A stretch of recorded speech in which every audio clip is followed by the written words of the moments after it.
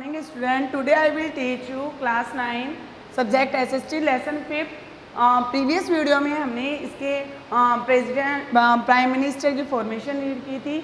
अब today's I will teach you power of the prime minister. Power of the prime minister, you know that prime minister क्या होता है, जितनी भी power होती है वो किसके पास होती है, गवर्नमेंट का जो हेड होता है वो प्राइम मिनिस्टर होता है। तो डेफिनेटली पावर किसके पास होगी, प्राइम मिनिस्टर के पास होगी। लेकिन जो एक्चुअल पावर प्राइम मिनिस्टर के पास होती है, नॉर्मल फॉर्मल जो पावर है वो प्रेसिडेंट के पास होती है। तो पावर ऑफ प्राइम मिनिस्टर में फर्स्ट पॉइंट आता है एक्सिक्यूटिव पावर। एक्सिक्यूटिव पावर में जितने भी काउंसिल ऑफ मिनिस्टर होता है उसको सबसे पहला वर्क उसका यही होता है कि वो उसकी फॉर्मेशन करता है। और काउंसिल ऑफ मिनिस्टर को जितने भी वर्क होता है वो डिस्ट्रीब्यूट किसके थ्रू किए जाते हैं, प्राइम मिनिस्टर के थ्रू किए जाते हैं। Prime minister council of minister में जो वर्क होते हैं उसको चेंज भी कर सकता है और क्या कर सकता है, अगर टाइम आने पर या कोई ऐसा मिसबिहेवियर या मिसकंडक्ट होने पर क्या कर सकता है, काउंसिल ऑफ मिनिस्टर को रिमूव भी कर सकता है। सेकेंड आती है इसकी अपॉइंटमेंट ऑफ पावर। जैसे कुछ इम्पोर्टेंट ऑफिसर होते हैं उसका जो इम्पोर्टेंट ऑफिसर का जो अपॉइंट है वो प्रेसिडेंट के थ्रू किया जाता है। बट जो प्राइम मिनिस्टर होता है वो प्रेसिडेंट को क्या कर सकता है, इससे रिलेटेड जो होता है सजेशन कर सकता है। ओके, जिसे किसी भी कभी इम्पोर्टेंट ऑफिसर का अगर अपॉइंट किया जाता है तो वो प्रेसिडेंट को सजेस्ट कर सकता है। नेक्स्ट आती है लेजिस्लेटिव पावर। लेजिस्लेटिव पावर के अंदर क्या कर सकता है कि वो ऐसे न्यू मेथड के अकॉर्डिंग क्या कर सकता है, इलेक्शन करवा सकता है और अपना क्या दे सकता है, अपना कोई भी ओपिनियन होता है या अपना जो भी एडवाइस होता है वो उसको दे सकता है। प्राइम मिनिस्टर और या फिर क्या होता है, अगर प्राइम मिनिस्टर रिज़ाइन हो जाता है या उसकी डेथ हो जाती है तो क्या होगा, जितनी पूरी काउंसिल ऑफ मिनिस्टर होगी वो डिसॉल्व हो जाएगी। क्यों हो जाएगी, क्योंकि prime minister council of minister का हेड होता है। तो ये पूरी काउंसिल ऑफ मिनिस्टर डिसॉल्व होने का मीन्स क्या होता है कि पूरी लोकसभा ही डिसॉल्व हो जाती है। नेक्स्ट आती है मिलिट्री पावर। मिलिट्री पावर के अंदर जो डिफेंस फोर्स होता है उसका एक्चुअल हेड किसे बताया गया है, प्राइम मिनिस्टर को बताया गया है। नेक्स्ट आती है फॉरेन पावर। फॉरेन पावर में जितने भी इम्पोर्टेंस इम्प्लीमेंट किए जाते हैं फॉरेन से रिलेटेड वो प्राइम मिनिस्टर के थ्रू किए जाते हैं। कोई एग्रीमेंट किया जाता है या फिर कोई ट्रीटी की जाती है तो उसमें भी प्राइम मिनिस्टर अपने सजेशन और अपना फंक्शन कंप्लीट कर सकता है। तो ये जो 5 थी ये थी प्राइम मिनिस्टर की पावर्स। एक बार फिर रिपीट कर लो। एग्जीक्यूटिव पावर है कि पूरी काउंसिल ऑफ मिनिस्टर की फॉर्मेशन प्राइम मिनिस्टर के थ्रू की जाएगी। और नेक्स्ट जो काउंसिल ऑफ मिनिस्टर को रिमूव और उनके वर्क में चेंजेस भी प्राइम मिनिस्टर के थ्रू लाए जाते हैं। नेक्स्ट जो होता है कि काउंसिल ऑफ मिनिस्टर में जितने भी पोर्टफोलियोज डिवाइड किए जाते हैं अलग अलग विभागों में, अलग अलग एरियाज जो उनको दिए जाते हैं वो भी प्राइम मिनिस्टर के थ्रू दिए जाते हैं। अपॉइंटमेंट पावर होती है, इम्पोर्टेंट जो ऑफिसर होते हैं उनको अपॉइंट करने के लिए सजेशन दे सकता है प्रेसिडेंट को। नेक्स्ट आती है लेजिस्लेटिव पावर। लेजिस्लेटिव पावर के अंदर अगर प्राइम मिनिस्टर रिज़ाइन देता है या फिर उसकी बाई चांस डेथ हो जाती है तो पूरी की पूरी जो काउंसिल ऑफ मिनिस्टर है वो क्या हो जाएगी, अपने ऑफिस से अपने पद से हट जाती है। इट मीन्स क्या होता है कि पूरी की पूरी लोकसभा डिसॉल्व मानी जाएगी। मिलिट्री पावर होती है कि जो डिफेंस फोर्सेस होता है उसका एक्चुअल हेड प्राइम मिनिस्टर को बताया गया है। फॉरेन पावर्स होती है कि जितने भी फॉरेन्स इम्प्लीमेंटेड होते हैं वो प्राइम मिनिस्टर के थ्रू कंप्लीट किए जाते हैं। नेक्स्ट आता है प्रेसिडेंट।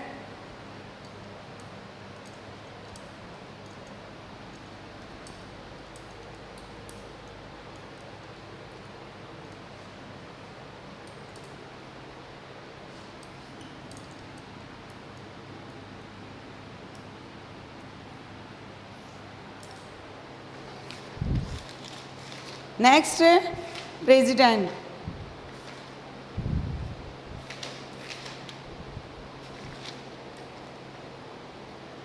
प्रेसिडेंट आपको पता है एग्जीक्यूटिव का जो हेड बताया गया था या स्टेट का जो हेड होता है वो कौन होता है, प्रेसिडेंट होता है। यानी जितने भी वर्क होते हैं प्रेसिडेंट के नेम से ही कंप्लीट किए जाते हैं।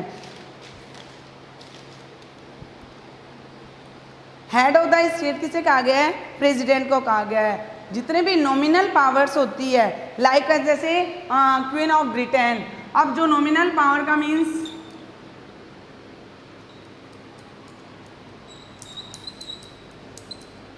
नॉमिनल जो पावर होती है वो भी प्रेसिडेंट के पास होती है, लाइक कैसे क्वीन ऑफ ब्रिटेन, जैसे मोनार्की के टाइम में ब्रिटेन की क्वीन के पास जैसे पावर होती है, वैसे ही स्टेट में क्या होती है? प्रेसिडेंट के पास सारी पावर होती है। अब जैसे उसका इलेक्शन होता है तो प्रेसिडेंट का इलेक्शन क्या होता है? डायरेक्टली नहीं होता है, उसका इलेक्शन कैसे होगा? इनडायरेक्टली होगा। इलेक्शन कैसे होता है उसका?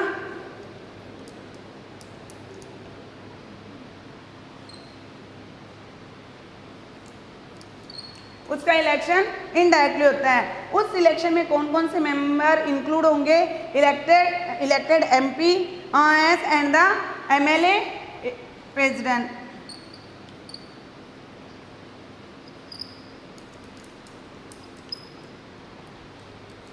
ये मेंबर्स क्या होंगे? प्रेसिडेंट के इलेक्शन में इंक्लूड होंगे या शामिल होंगे। अब उसकी जो क्वालिफिकेशन है, क्वालिफिकेशन क्या होनी चाहिए प्रेसिडेंट की? Citizen of India, okay, India का वो सिटीजन होना चाहिए। सेकंड, उसकी एज कितनी होनी चाहिए? ऑलमोस्ट 35, अबव 35 होनी चाहिए। तो ये उसकी एज हो गई। और टर्म जो उसका होता है वो 5 इयर्स का होता है, लेकिन उससे पहले भी उसको क्या किया जा सकता है? रिमूव किया जा सकता है। नेक्स्ट, जो इसकी प्रेसिडेंट को रिमूव करने की एक प्रोसेस होती है जिसको इम्पीचमेंट कहा जाता है। उस इम्पीचमेंट प्रोसेस के थ्रू क्या किया जा सकता है? इसके टर्म से पहले रिमूव भी किया जा सकता है। ओके,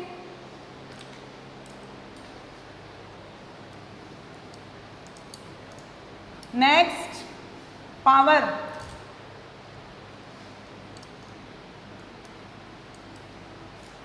प्रेसिडेंट की पावर क्या होती है? जितने भी गवर्नमेंट की एक्टिविटीज़ होती हैं वो किसके नेम से होती है? प्रेसिडेंट के नेम से होती है। तो गवर्नमेंट जो एक्टिविटीज़ हैं,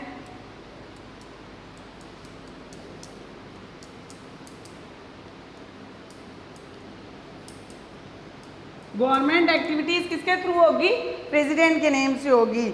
और जितने भी जो जैसे मेजर अपॉइंटमेंट्स होते हैं, such as like chief justice of India हो गया, जज हो गए, और जो अदर जजेस हो गए, गवर्नर हो गया, और इलेक्शन कमिश्नर, एम्बेसडर हो गए to other countries, done by the किसके द्वारा किए जाते हैं? इनके अपॉइंटमेंट भी प्रेसिडेंट के थ्रू किए जाते हैं। तो अपॉइंटमेंट सच एज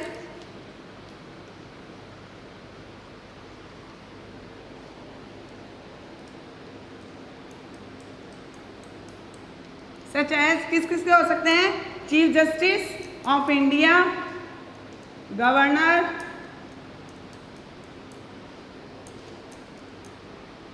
और एम्बेसडर,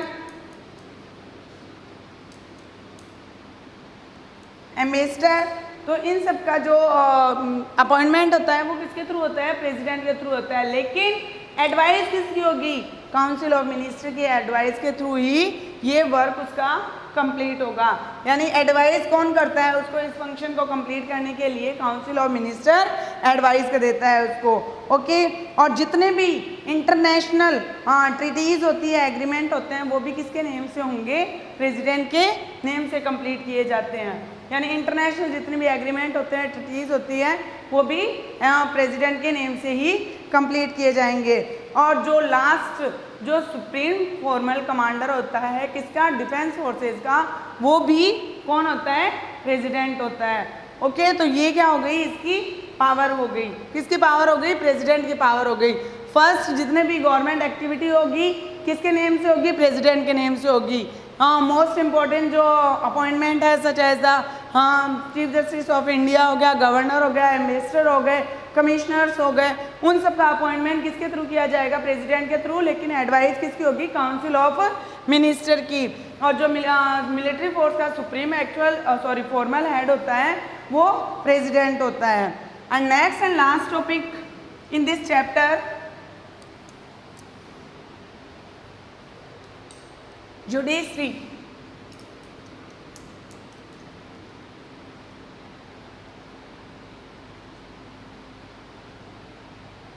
ओके। गवर्नमेंट के 3 ऑर्गन थे, first legislature, second executive and third judiciary. Judiciary के 3 पार्ट्स थे, फर्स्ट पार्ट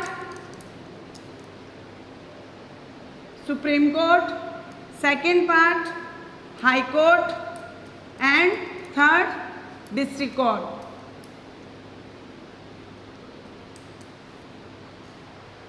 ये जो तीनों ही जो पार्ट हैं वो क्या करते हैं, कोई भी अगर लॉ ब्रेकर करता है तो उनको वो क्या करते हैं, पनिश करते हैं। ओके, अब सबसे हाई लेवल के ऊपर सुप्रीम कोर्ट हो गया, उसके जस्ट हाई कोर्ट हो गया और उसके जस्ट नीचे डिस्ट्रिक्ट कोर्ट हो चुका। ओके, तो ये जो 3 कोर्ट हैं अलग अलग वाइज हैं, ये सेंट्रल लेवल पे, स्टेट लेवल के ऊपर, ये जो डिस्ट्रिक्ट लेवल के ऊपर होता है। ठीक है, अब सुप्रीम कोर्ट जो सबसे हाई है, अगर डिस्ट्रिक्ट कोर्ट में अगर किसी प्रकार का कोई केस होता है, कोई डिस्प्यूट होता है, मैटर होता है, या इफ अगर कोई पर्सन उससे क्या होता है, नॉट सेटिस्फाइड होता है, सेटिस्फाइड नहीं होता है, तो वो क्या कर सकता है, नेक्स्ट जो हायर जो कोर्ट है उसमें अप्लाई कर सकता है। यहाँ हाई कोर्ट में आने के बाद में अगर यहाँ पे भी वो उस डिसीजन से सेटिस्फाइड नहीं होता है तो वो नेक्स्ट उससे हायर कोर्ट में जा सकता है। बट अगर सुप्रीम कोर्ट जो भी डिसीजन दे देती है वो क्या होगा, उस पर्सन को मानना होगा, उसकी अपील, उसके आगे और कहीं अपील नहीं की जा सकती है। यानी आप नीचे से जो स्टार्ट करोगे, डाउन से, डिस्ट्रिक्ट से आप हाई में आ सकते हो, हाई कोर्ट से आप सुप्रीम कोर्ट में जा सकते हो, लेकिन यहाँ पे जो डिसीजन आ जाएगा उसके अगेंस्ट आप कोई अपील नहीं कर पाओगे। यानी आपको सुप्रीम कोर्ट का जो जजमेंट होगा वो आपको मानना ही होगा। नेक्स्ट जो सुप्रीम कोर्ट में क्या होता है, एक चीफ जस्टिस होता है और 30 अदर जजेस होते हैं। ओके, एक चीफ जस्टिस हो गया, 30 अदर जजेस हो जाते हैं। अब उन यानी टोटल कितने हो गए, 31 जजेस हो जाते हैं जो कि वर्क करते हैं। इनकी जो टेन्यूर होता है वो कोई फिक्स नहीं होता है। अब 65 ईयर्स का होने के बाद में ये क्या होते हैं, इनका जो रिटायरमेंट हो जाता है। So that today's complete 3 topics, power of president, power of prime minister and judiciary. So today's your homework,